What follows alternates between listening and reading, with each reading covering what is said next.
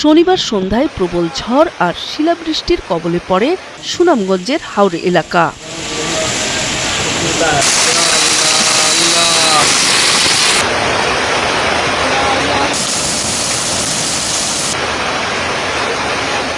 সারা রাতের ভারী বৃষ্টিতে বড় ফসলের ব্যাপক ক্ষতি হয়। জলাবদ্ধতায় ডুবে যায় নিচু এলাকার ফসলি জমি।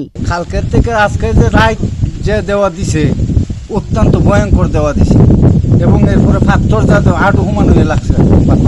আমি ভিডিও করে রাখছি, দেখাই তারা ইচ্ছা করলে।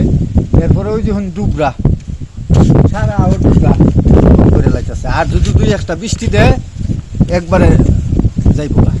বৃষ্টি কম হইলেও কিন্তু পাথরটা অনেক বেশি হয়েছে। বিরাট ক্ষতি হয়েছে, গৃহস্থী করছি, তার এই যে টাকা পয়সা খরচা করছি, বিকাল আছে তার নিলে গা পানি নিব গা।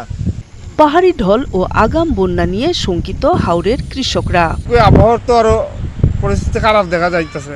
যেভাবে আপনার বৃষ্টি হইতাছে, এইভাবে যে বৃষ্টি হয় তে আপনার আবহাওয়ার তল হয়ে যাবে। একটু আউর টাউর বুইরা বিনাশ, পেট বেট নষ্ট, তো আবার বাদলি হতে আছে কেমনে কিতা কইম, কোনো কিছু করার মতো না, মানে আল্লাহর উপরে ভরসা। এদিকে কৃষি বিভাগ বলছে, শিলাবৃষ্টি নিয়ে কৃষকদের মধ্যে উৎকণ্ঠা থাকলেও ধান গাছের তেমন ক্ষতি হবে না।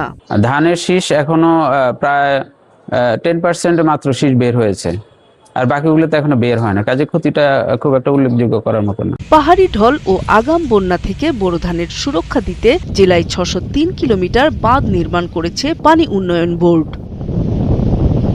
জেলায় এবার 2,23,511 হেক্টর জমিতে বোরো ধানের আবাদ হয়েছে। নূর তাজমিন নীর, ৭১।